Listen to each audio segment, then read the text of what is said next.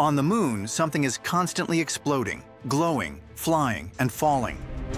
Glowing UFOs fly out of lunar craters and patrol the orbit. Virtual archaeologists comb through the lunar surface inch by inch and find evidence of extraterrestrial presence. Dozens of technogenic objects of unknown purpose come into scientists' view. For example, the Chinese satellite Chang'e-Two captured something on the moon that resembles a building. Geologist Mikhail Borodachyov believes that a silicon organic civilization exists on the moon. However, it has nothing in common with rocks. We are talking about a substance on which the DNA of these beings is encoded. And in all other respects, they are just like us, humans, the researcher is convinced. Any person would have a reasonable question. Where in the dead lunar desert could one find shelter for life? Today, the popular hypothesis is that the civilization might be hiding beneath the surface. In 2008, the Japanese probe Kaguya discovered this strange object on the far side of the moon. Here is a photo that the spacecraft sent back to Earth. Take a closer look. It's not a shadow, but a deep hole leading beneath the surface. And these images were taken by a NASA space probe. In them, it is clearly visible that the hole leads deep into the moon. Today, astronomers have counted another 200 of these mysterious shafts, from 16 to 3,000 feet, or 5 to 900 meters in diameter. Experts say that beneath the lunar surface there is a system of tunnels where possibly lunar inhabitants might be hiding. And that's a fascinating but not the only hypothesis.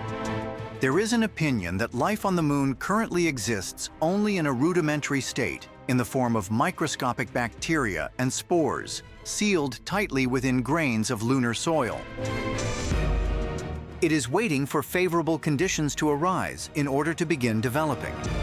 It is possible that in a few million years, when volcanoes awaken on the moon, water melts and an atmosphere appears.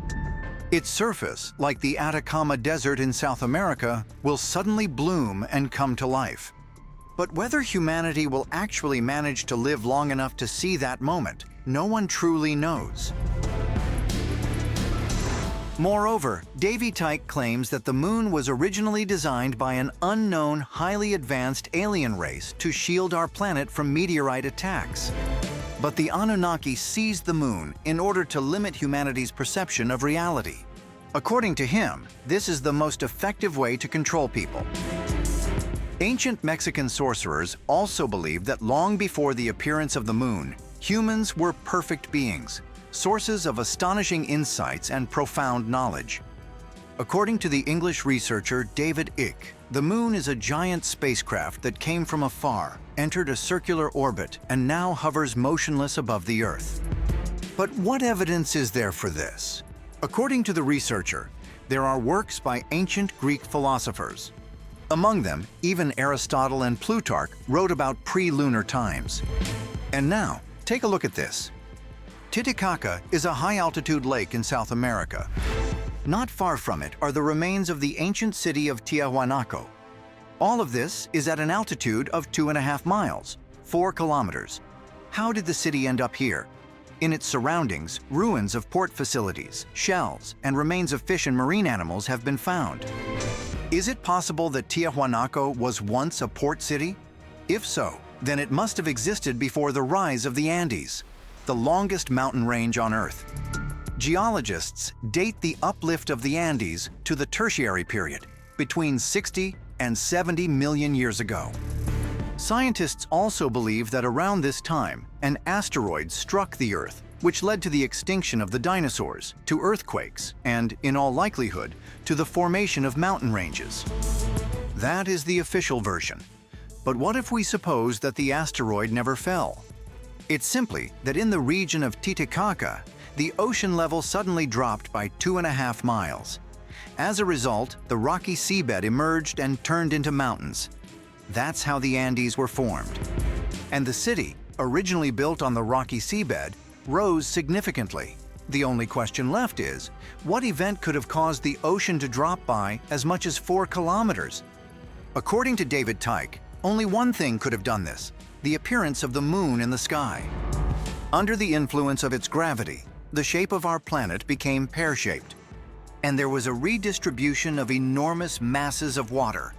The ocean receded from the city of Tiahuanaco, although the salinity can still be felt in the high-altitude Lake Titicaca. Accordingly, in other parts of the planet, many cities were flooded. The sunken settlements of the Japanese Atlantis and the structures of ancient Greek cities are well known, but the main point lies elsewhere. David Icke claims that with the help of the moon as a transmitter, the Anunnaki are able to create holograms and illusions in people's minds. This is no coincidence, since even astronauts in orbit often hear music, dogs barking, and the sound of rain, despite being deprived of earthly sensations.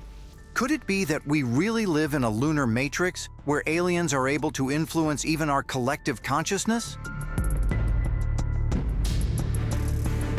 Take a look at the mysterious creature astronomers photographed just the other day.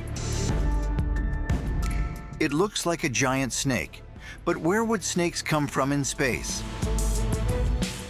Until now, it was believed that life there was impossible, that ultraviolet radiation would destroy anyone without a spacesuit. However, scientific experiments have proven that cameras are capable of capturing things that are invisible to the human eye. A hypothesis has emerged that cosmic snakes are ethereal living beings, existing everywhere beyond the boundaries of three-dimensional reality. Using infrared radiation, researchers photographed areas of magnetic anomalies. And indeed, the photographs revealed monsters resembling prehistoric pterodactyls, mythical chimeras, and serpent-like creatures.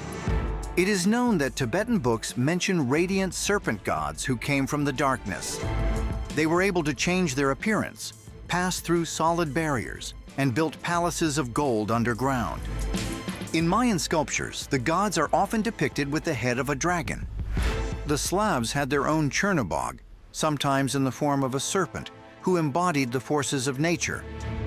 The well-known publicist and conspiracy theorist David Icke claims that in ancient times, serpent gods left their priests on Earth, whose descendants rule the world today.